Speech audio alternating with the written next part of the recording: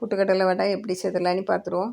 ஒரு கப்பு பொட்டுக்கடலை எடுத்திருக்கேன். அதை மிக்ஸி ஜாரில் போட்டு ஒரு காஞ்ச மிளகாய், 3 பல்லு பூண்டு, ஒரு துண்டு இஞ்சி, 1/2 டீஸ்பூன் பெருஞ்சீரகம், உப்பு, கருவேப்பிலை போட்டு குறகுறன்னு அரைச்சி எடுத்துடணும். அதை ஒரு பவுலில் மாற்றிக்கிட்டு 2 டேபிள் ஸ்பூன் அரிசி மாவு, ஒரு பெரிய கேரட்டை துருவி சேர்த்துருக்கேன், ஒரு பெரிய வெங்காயத்தை பொடியை கட் பண்ணி, கொத்தமல்லி கீரையும் கட் பண்ணி போட்டிருக்கேன், 2 பச்சை மிளகாயும் கட் பண்ணி போட்டு நல்லா கலந்து விட்டுருங்க. நல்லா கலந்து விட்ட பிறகு கொஞ்சமாக 1 டேபிள் ஸ்பூன் எண்ணெயை விட்டு கலந்து விட்டுட்டு கொஞ்சம் கொஞ்சமாக தண்ணி தெளித்து வடை மாவு பக்குவத்தில் பிசைஞ்சு எடுத்துருங்க.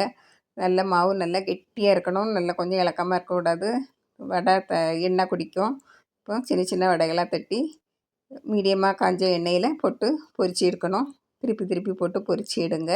இது முதல்ல நல்லா கிறிஸ்பியாக இருக்கும். போக போக ஆறிடும். போக போக ரொம்ப பஞ்சு போல் ஆயிரும். நல்லா சூடாட்டி சாப்பிடுவது தான் நல்லது. இதே போல் நீங்களும் செய்து பாருங்கள்.